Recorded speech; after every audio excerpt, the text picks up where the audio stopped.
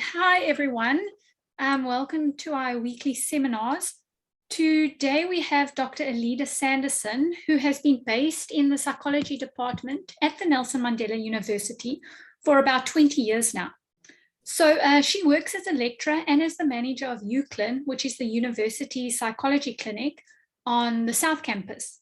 And she works predominantly in the field of personality, teaching personality assessment, as well as the use of psychodynamic theory in understanding and working with individuals.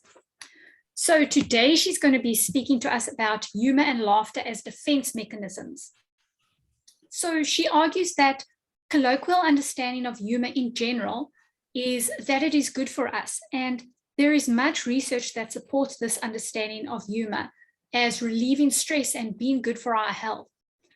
On the other hand, humor and laughter are also commonly used as defense mechanisms.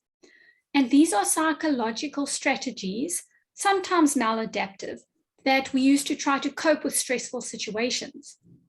Humor and laughter are not used as defense mechanisms in only one way. And these defenses can come from different places in the psyche. So her talk to us today will outline the two ways of looking at humor and laughter as defense mechanisms, and how to understand these two mechanisms and potentially work with them in our lives.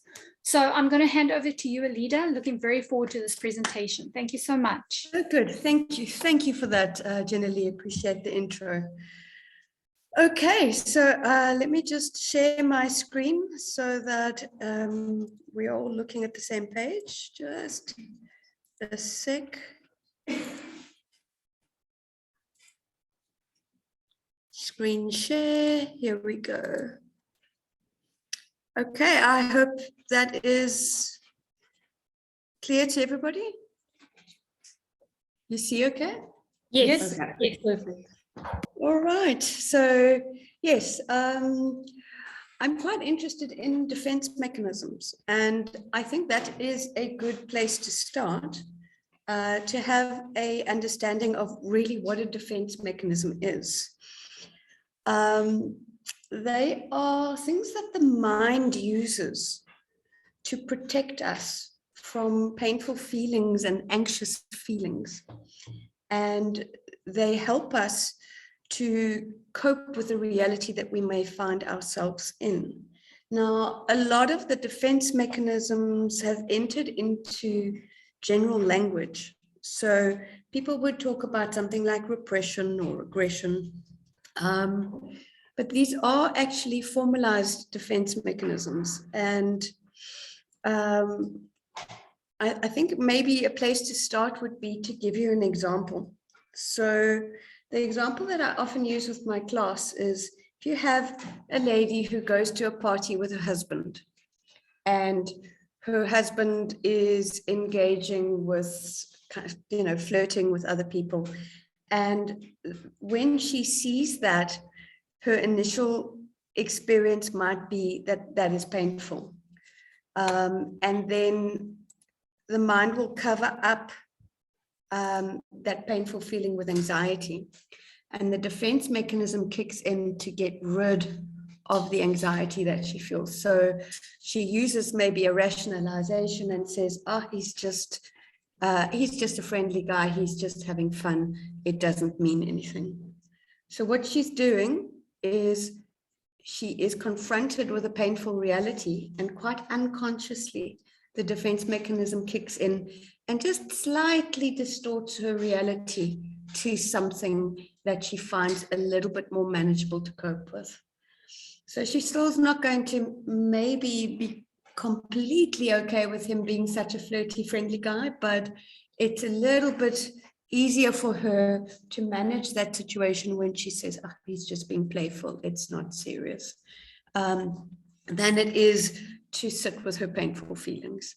And that is generally how our defense mechanisms work, is they help us to deal with what we are feeling and our anxieties about that, to create a reality that might just be a little bit more manageable for us. Now, laughter and humor are defense mechanisms that we might use to deal with a painful reality, to create something that is just sitting with us a little bit more easily. Sorry, let me just, doesn't want to move. Well, give me one sec to see. There we go. Now, no one I know hates laughing. We all love to laugh. And the laughter makes us feel lighter. It bonds us, often drawn to humorous people. It's definitely been the focus of so much research. And I know focus within this seminar series of looking at laughter in different ways. I found a slide through a TED talk by Andrew Tarvin that really just lists some of the areas of research that has been explored related to laughter. I must admit, I was particularly amused with number 24 that even lists that it burns calories. So there's this range of research that has been associated with laughter. But when we are starting to look at it as a defense, very much needing to sit with the idea that you have defenses that are a little bit more adaptive and some that are less adaptive for us. So the one that is, we start off with more adaptive. So when we are channeling our unacceptable impulses or thoughts into something lighthearted, and it really just reduces the intensity and creates this cushion of laughter between us and our impulses. So I think of the releasing of a Coke bottle, it's that releasing of stress that we generally associate with humor. And I think many people, many countries are the same, but in South Africa, we are particularly good at this. So I think of the kinds of memes that start doing the rounds when anything really has happened in the country. I love this one in particular. Then I found, what's the next one? I think this one for me is amusing in PE at the moment. And if we think about it, of what's actually happening there, I think is a shared frustration with things like potholes and maybe slightly aggressiveness attached to the impulse of not okay. And then that gets discharged through the humor that is created regarding that. I don't necessarily share the next one's sentiment on the vaccine, but I think it just illustrates it as well, where we can quite easily think about how how the vaccine has been a source of concern for many, and that we're trying to kind of get rid of some of that concern, some of that anxiety through making a joke out of it. So from this perspective, the humor is a release of anxiety, but it doesn't actually change the reality too much. All right, we're not changing the fact that the potholes are there, they're still there. We're not changing our reality so much that we ignore their presence, but we just discharge the tension that is attached to that reality through the humor that comes up. Now, when I was reading about humor, one of the things that really struck me is how we don't have to think of humor as something that is just inborn and that's the way it is. Our humor is something that can actually be cultivated.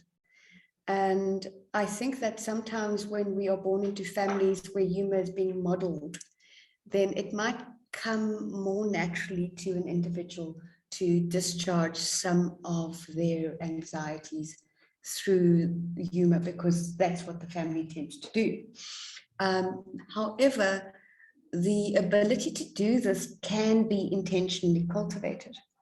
I think sometimes when we are in a little bit slightly stressful situation, it might not just cross our minds to become humorous about it.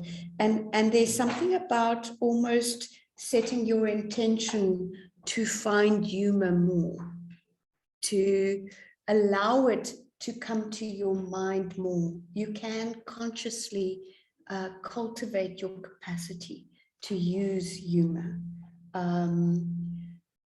We know from all that research that that would be good for us. And in this situation, psychologically, it helps with that release and doesn't distort our reality so much that it becomes a problem most of the time.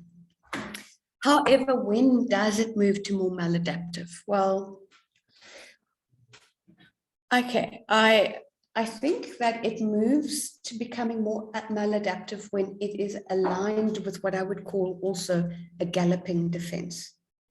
Now, a galloping defense is when I talk so much that I jump around on different topics of conversation and I'm verbally all over, but I'm not really sitting in a depth way in any one thing. In psychology, we will often see that with a client who comes into our rooms and spends a whole lot of time talking, and we might struggle to be able to assist them in a particular way. We're kind of looking for an in, and that in doesn't come through all the talking. So the person's narrative starts to remain slightly superficial. That's a galloping defense.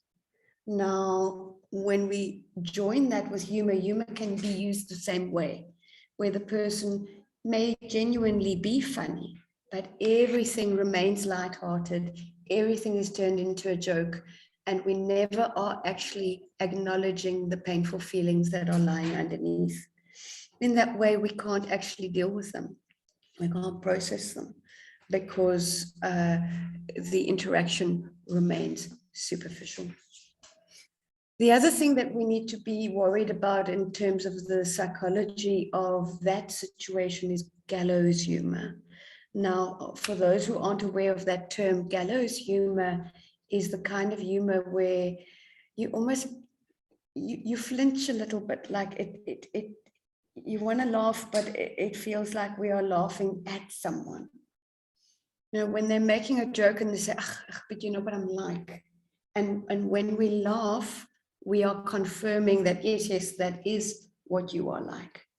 Now, out in our social lives, I don't know, in a lighthearted context with someone you trust, there might be a place for that, but certainly depending on the context, when we're moving more into psychology and client work, gallows humor becomes a dangerous area, because we worry that we are confirming this thing that the client is laughing about, which is actually painful to them, that they're covering up with their humor, and we are now confirming.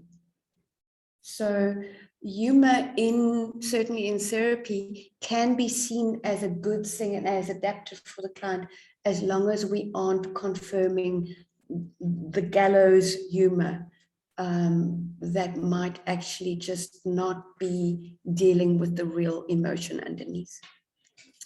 Overall, for me, it is adaptive when our humor is used in a way that alienates rather than in a way that connects. Okay, so there is also maladaptive humor that is right from the start maladaptive. And this is a little bit more generalized, whereas the previous humor was often content specific. Somebody's making a joke about something in particular. What we see now in the maladaptive is often more laughter actually than it is humor.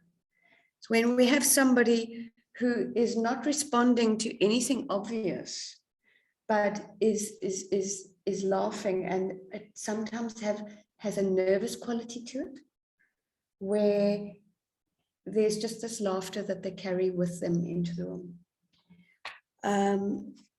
And I love this picture that Jenna Lee actually found this picture. And this is exactly what it is. We call this defense the smiling and laughter defense.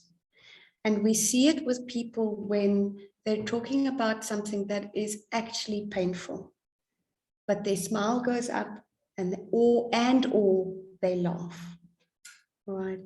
And it's incongruent because they might be talking about something that's incredibly painful, but what we get in the body language is a smile and a laugh. And what is happening with that is that it's creating a wall, a defense against putting a wall between the person and who they are interacting with. Right. So the smile puts the wall up, and it's actually creating a door between you and me. And that's why we call it a front door defense. I'm going to just go back one. Why do people use this front door defense? Okay. This particular defense usually comes from childhood injury. All right. And it's when we experience painful emotions when we're little, and those emotions are not consistently responded to. Now, no parent is perfect, and they're never going to respond to emotions 100% with kids. But when overall the quality of the interaction, the parent is not acknowledging and responding to the child's emotional world, what happens is that at extreme levels, we might call that emotional neglect. Right. The emotional world is not being responded to. And the individual learns that they can't bring their difficult emotions into relationship because they are not responded to. So eventually that becomes so painful to the child that the emotions are suppressed and either experienced alone or even not experienced by the self, just repressed. Now, what they've learned is that emotions do not come into relationship. They are, if experienced alone. We will often see this when people talk about difficult things and they break eye contact with us and the smile goes up. And they are perhaps experiencing some of that emotion internally, but they're not bringing it up in interaction with the person that they're with. So the difficulty thing about this is also that the emotions are not used as an indicator for how to act. Every emotion has an action tendency. They have a reason why we feel them. So for example, if we feel anger, the action tendency for that is rule setting. Our anger makes us set up our rules and our boundaries for behavior that we are able to be okay with, or keep behavior that we are not okay without. When we cut our emotions off, we aren't able to follow them through to our action tendencies, and therefore are not using our emotions as indicators as they were meant to be for what is going on for us in a particular situation. Okay, so essentially when we are interacting with others and that smile is in place, the door is closed between us and another person, and we are left outside. Or, in other words, we place the other person outside of our experience. And this will often cause us to experience isolation, to feel lonely in our difficulty, because we are left in our problem difficulty alone. So we need to remember that that defense, although we are left lonely and isolated, it was still a defense that developed for a reason, to protect us against pain and anxiety. But what's now happening is that it actually perpetuates its own pain by leaving us in isolation. So when we place other people outside of our experience and we don't bring our difficult emotions into interaction, they are only aware of a small portion of our experience. And again, then we are left in this conflict between our pain and the pain of isolation. Okay, so where does that leave us? As people, we could try to remove that defense. We could try to stop smiling when we are talking about our difficulties and try and bring our emotions into interaction. But that defense has often come over such a long time that when we stop using it, we actually feel anxious. And we need to understand that anxiousness as it's a sore place for us, that our emotions have not been responded to. So when we bring them into interaction, there's a level of risk that we take, that this person now is going to respond to our emotional world. And that can be very anxiety provoking. So then we also have to regulate our anxiety. So that sounds quite complicated. I mean, the question would be, well, why do we want to do that? Why don't we just keep going with what we're doing? Because intimacy, right? When we have our needs met in the world, we have our needs met in an intimate relationship. We have our needs met when somebody actually really sees us. And so in order to experience a greater level of intimacy, we've got to bring more of who we are into interaction. Now, if the defense is interfering with that, then we might choose to start looking at how we might dismantle it. We might choose to say, okay, I know it's been protecting me, but it's actually not serving me right now. It's keeping me lonely and out of an intimate interaction with people that I choose to be in my circle. Okay, one thing that's important for us to know is that we can think of laughter as a social lubricant. There are times where we laugh for no reason, right?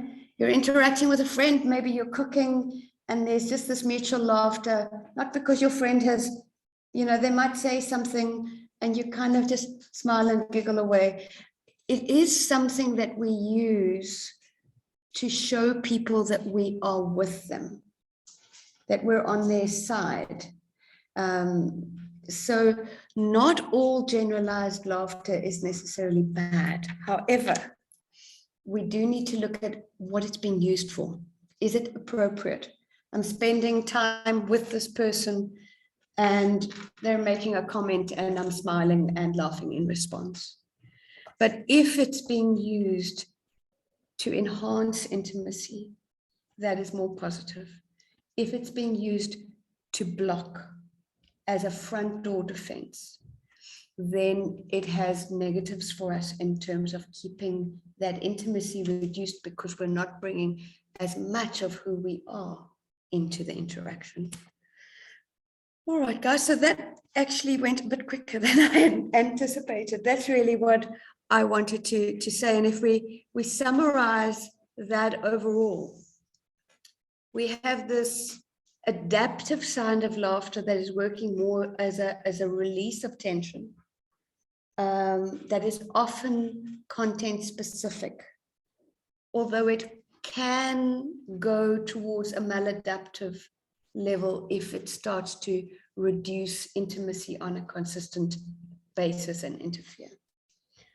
On the other side, we have a defense that is less about humor and more about laughter. And is more of a nervous laughter that covers up emotion and keeps people on the outside of our experience and reduces their ability to see elements of our reality, keeping our relationships superficial. So just things to keep a lookout for ourselves. If there is if there is a front door defense of smiling and laughter, and you're saying, I do this, I don't know that this then is good for me, what do I do about it? Well, I think the first thing to do is just to acknowledge that it's sometimes there, and that's okay. The second thing to do would be to just start to notice when, in which situations does the laughter come? In which situations are portions of my experience not being brought into interaction? And then to just start getting a good sense of when that is happening. From that basis, that you can start to choose, this person I do feel a little bit more trust with.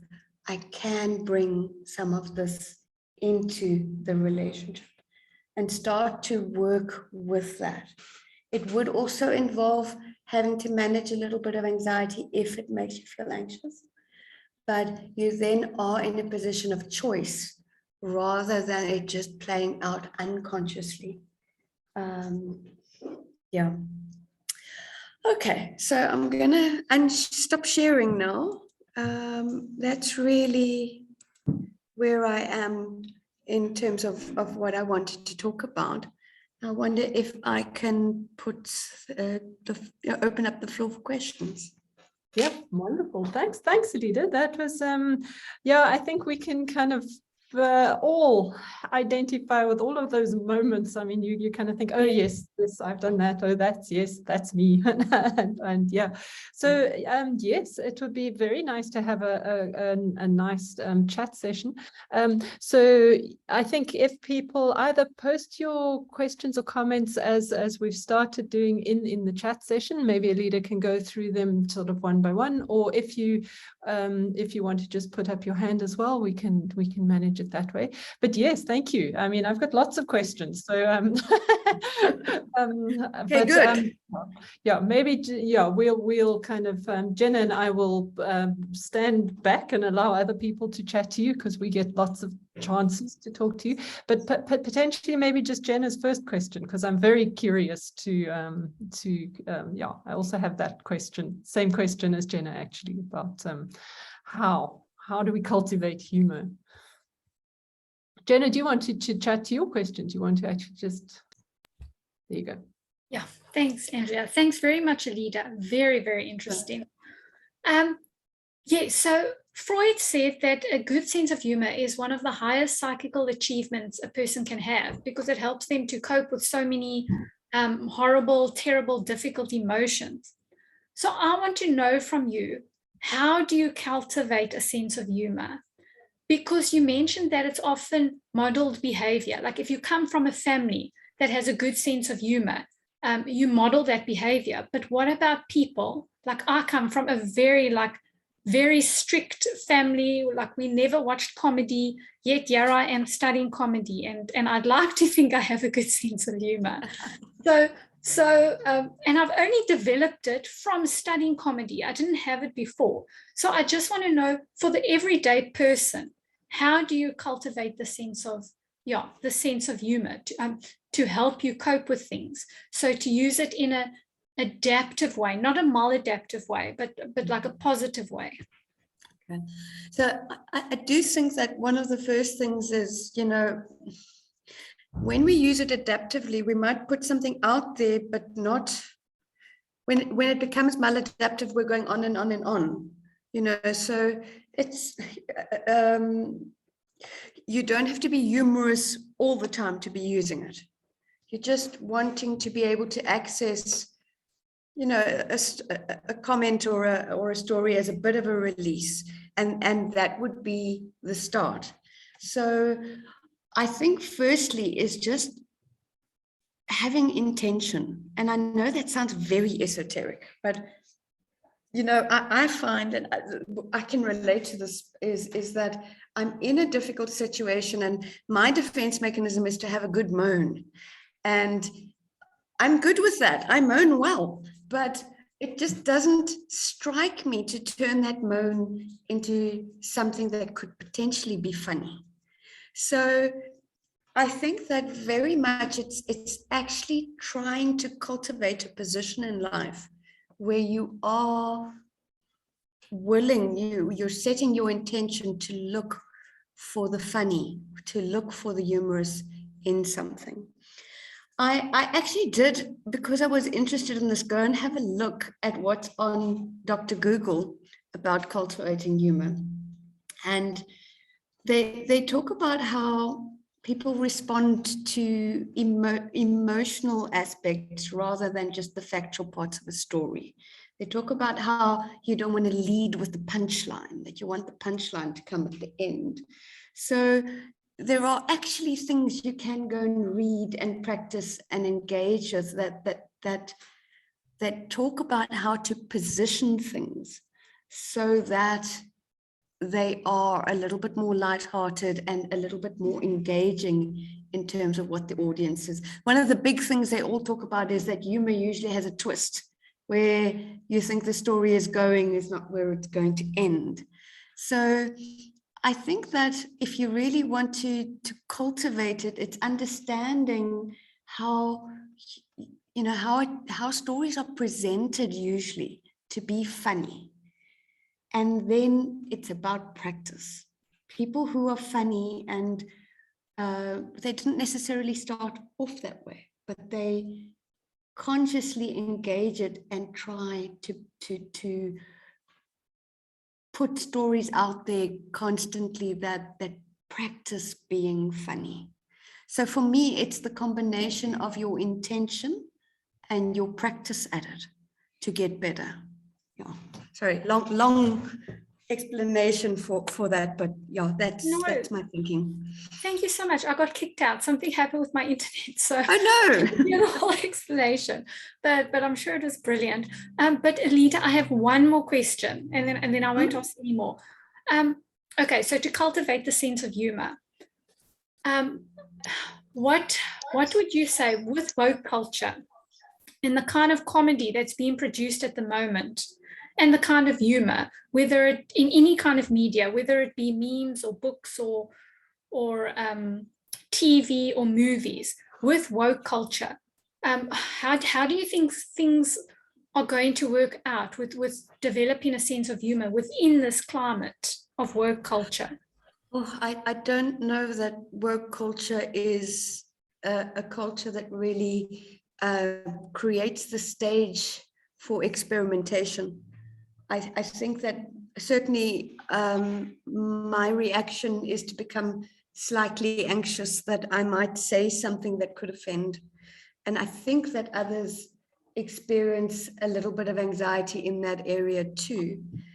So in terms of practice and, you know, engaging with stories to practice being funny, I do think that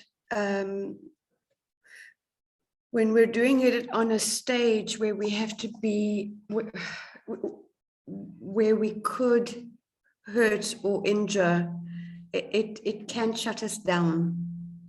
So it's really difficult to navigate that, other than just being cautious about what we try to practice on.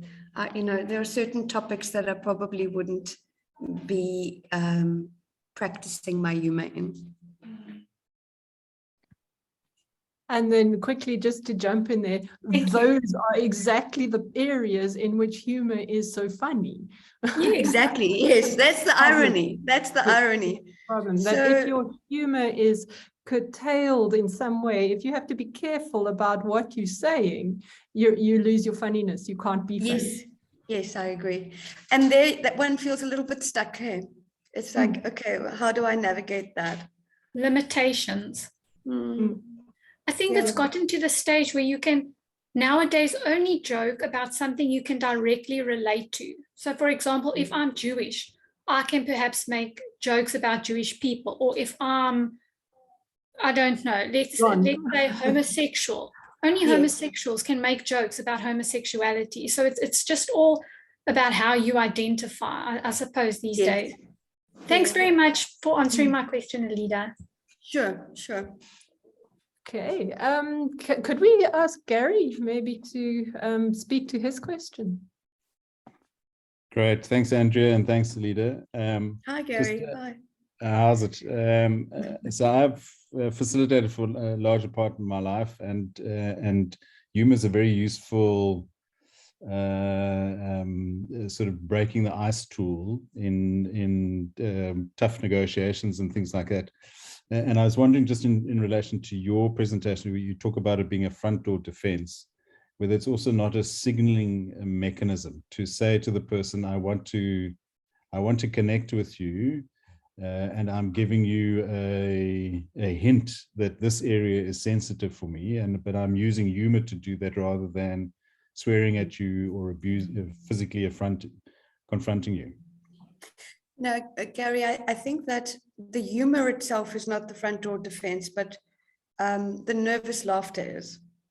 Okay. So the front door defense is the laughter that is just generalized nervous laughter in response to almost nothing. Whereas the humor that you might engage in that kind of, I don't know, let's call it a corporate setting, is very much more content specific about what's happening and affecting the group right now. And I do think that it's, I guess in a different language, we'd call it emotional bid. It's putting out an emotional bid that says, hey guys, you know, let's laugh about this, and creates more of a bond and breaks down the barriers between you and the group that you're presenting with. So I definitely see the constructive, adaptive capacity of humor used in that context. The front door part really only comes in. If I can give you an example, I'm very involved in parkrun, and I had somebody who came to watch her family member run, and the group had just started off running, and she kind of walked up to me and didn't know me at all, and there was just this absolute nervous giggling. And I wondered what that was about for her, because I wondered if there's some evaluation in that, because where's the nervous laughter coming from? There's just an inappropriateness about it. So that's the front door defense. What might, if I had to guess, what might be happening is that she is nervous about speaking to a new person. Okay, so hang on. Let me follow your train of thought. You're saying if I see that laughter as an emotional bid, someone wanting to connect. On the receiving end, for sure, I could do that. I could see her as someone who is nervous about talking to me and hold that better. But from her perspective, she might look at her nervous laughter and say, you know, I'm keeping part of my reality out of the interaction here. I'm just pulling on the face. Does that make sense? Yeah, absolutely. Thanks. Yeah, so it's a kind of invitation to connect, but in a way that is not going to hurt the other person, you know. So yeah. And on a superficial level like that, I think that's fine. You know, when it comes to interactions where this person's been in my life for 6 months and I'm still using the same defense in interaction and it's not really going deeper, then it's becoming more problematic. Job, thank you. Sure.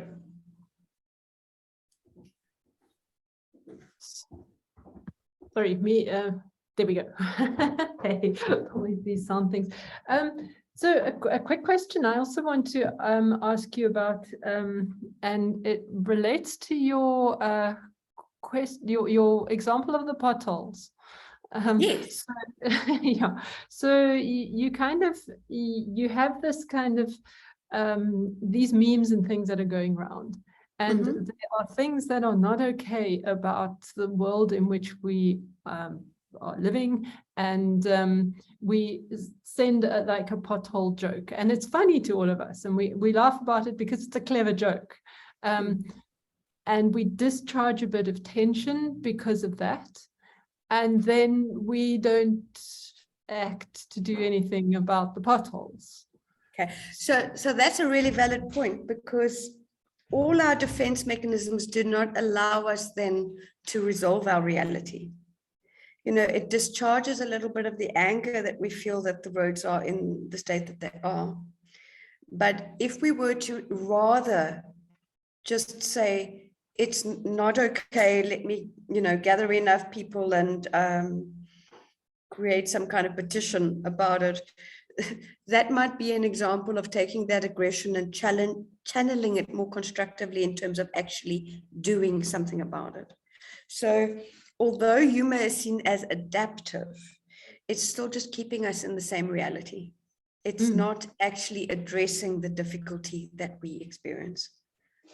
So for what it is, it can be useful, but not necessarily achieving anything other than a laugh and a tension release. Yeah. Okay, true. So, Alida, there are people in your class sitting. I mean, so they're real people with you. There are about. Yes. I wonder if, I'm not sure if you can see them. Oh, great! Hi. Yes. Yes. Okay, hi. Nice to see real people. And I was wondering, because we've been kind of not manipulating, what's the word, kind of taking up all the time space. And I was wondering if any of the people in your class would have questions that they'd like to post, and then we can listen in. Okay, let me ask. Is there anybody with a question?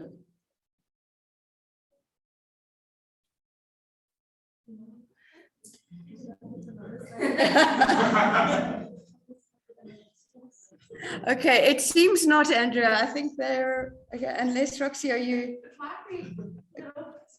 Go for it. Okay, one sec. Entrepreneur's book. So in terms of his defense mechanism, humor was used. It's used less intensely in his personal life, and yet he's a stand-up comedian. So when you use humor in that way, is that a conscious way, kind of making fun of things so that you can cope with it? I'm not sure if you guys could hear that. Not completely. Maybe you could just I could ask the question for us. So, yeah. Roxy, jump in if I'm paraphrasing incorrectly. Roxy's saying that she read Trevor Noah's book and how he states that humor is actually used less in his personal life and more in his professional life. And so what was your question there again? So it's a healthy defense mechanism in his personal life. But when he's on stage, when somebody, let's say a stand-up comedian, okay, it's their profession, so how some of them are yeah, all round. okay. So as a profession, and it's cultivated as a script that is being stated to people, I'm not sure that it really is a defense mechanism. I would not necessarily see it as a defense mechanism then, because it's probably too conscious. Yeah. That seems to create an antithesis to me saying, but you can consciously develop it.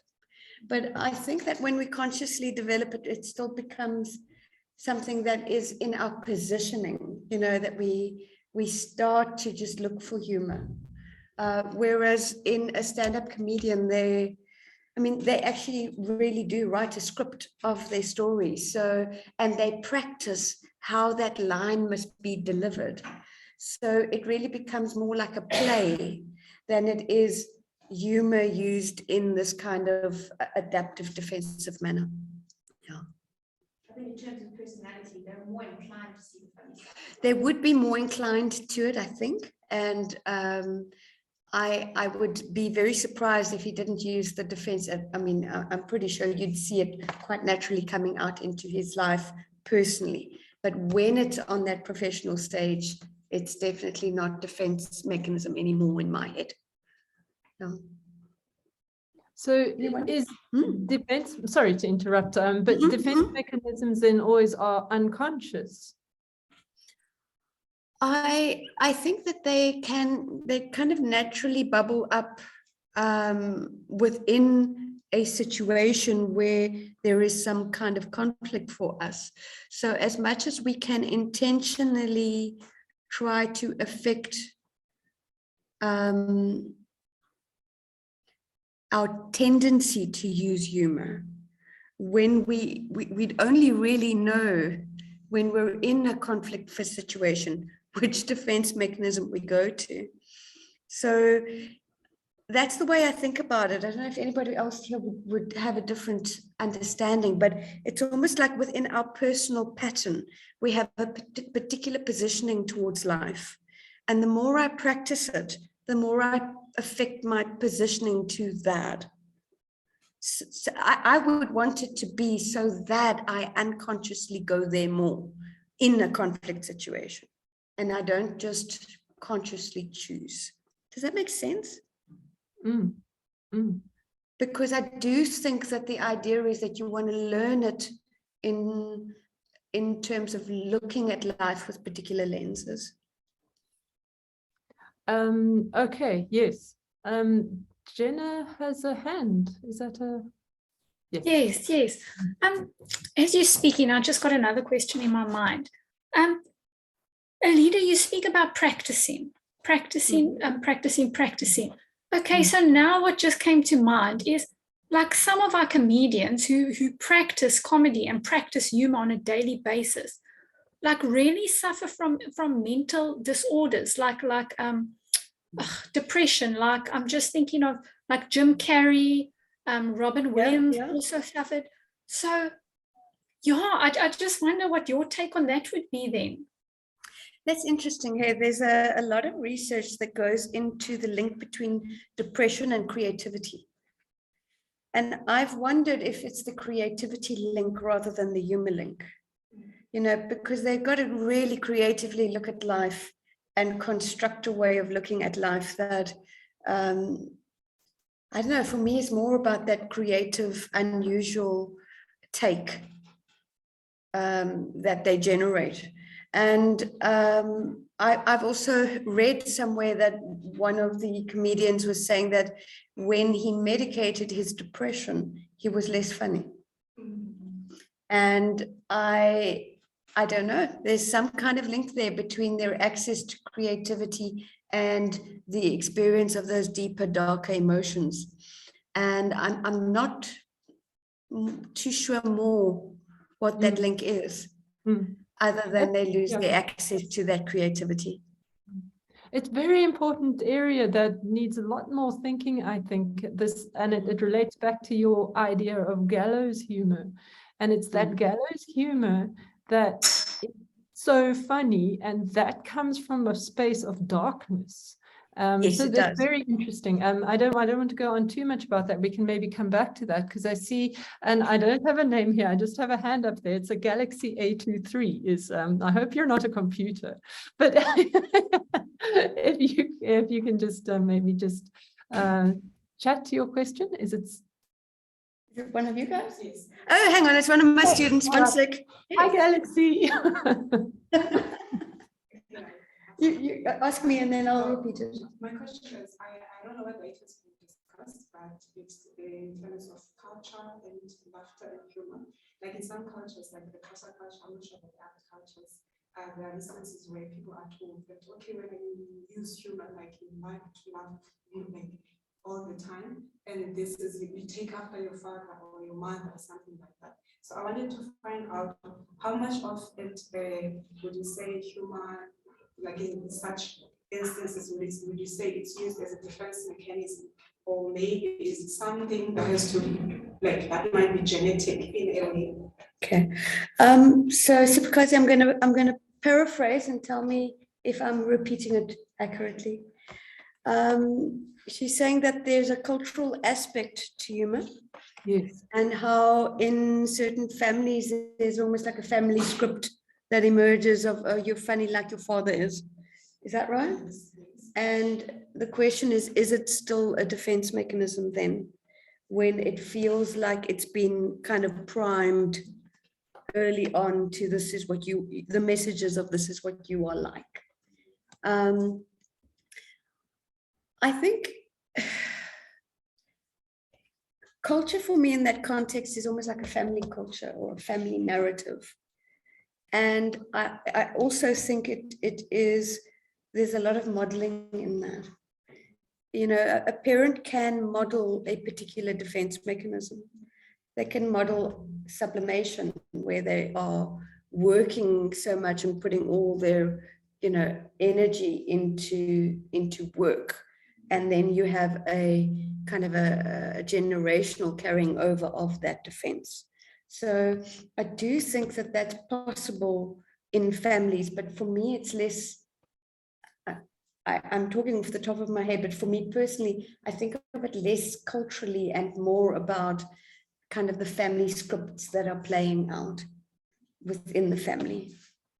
It's just a follow-up question on that. Let's say in a case where, let's say for example, I only knew my father at the age of 22 years. I've never gone like under his care. So I don't know, but it was like that even before I met with him after the age of 23 years. Okay, so if it wasn't modeled directly in the family, if there was like a dad wasn't present in the family, but yet I'm still told you're like your dad. I do think there can be a genetic component to our characteristics. Could the inclination to humor be one of those genetic characteristics? Well, I'm sure it could be. I don't know that I've ever seen research that links that, but I know that there is research connecting certain personality characteristics that carried over. So there's no reason why humor couldn't be one of them. Yeah. Valerie?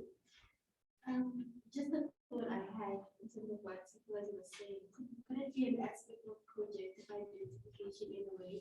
Because this person has never met this character in their life. So they should say like this, like this. So could that be a bit of okay? It's reinforcement in their life, they act in that way. So Valerie's asking whether it can be a mechanism of what we call projective identification, where in a sense something is projected into the person from the outside and they accept that as if it was them. So then we have two mechanisms that would cause the humor, one being a genetic inclination in the personality, and the other one being that the family system who knew the dad projects this quality into the person from the outside, and on an unconscious level they accept it. Yeah. So for instance, Okay. if it were Trevor Noah, maybe from a tiny baby, they keep on saying, you're such a funny being, you're such a funny being, you're such a funny being. And then he has to be funny. So he learns how to be funny, he cultivates it, he teaches himself, and he becomes the funny person. And that's his life. And he's positive. That's, I mean, that would be one way of thinking of what Trevor Noah does. Or the other way would be thinking that he was just born a funny person. And one more, if you read up on Trevor's life, he talks about going to, I don't know if it was a boarding school, but it was a private school, and he felt like the outsider. And he found that humor was the one way in which he could connect to just about all the groups in the school. So it bridged across all the different cliques. So I do also think that it's possible to just explore different coping mechanisms in life, and he found that he could make that one work. So, and maybe it's probably a combination of all three: genetic component, something he learned in his childhood, and then something that just gained more momentum at school when he saw that it worked. That it worked, yes. And Alida, the same thing could apply for aggression or anger, where your vehemence in a way works for you. So a bully, for instance. So I'm thinking, for instance, well, I don't know, maybe I'm being very prejudiced, but I'm thinking about Donald Trump. And could you teach this person to actually laugh and have a humor, a kind of humorous attitude towards life? How early do you have to teach yourself to be humorous? That's a loaded question. I'll tell you off the top of my head that my take of Donald Trump is that he tends to look at the world in all good and all bad terms. So he divides people and things that he sees. And I think that it's difficult to be really humorous when you can't hold both. You know, Good. you want to be able to see somebody's, I don't know, their arrogance, but also their gentleness. And that complexity usually is the base to where the humor is coming from.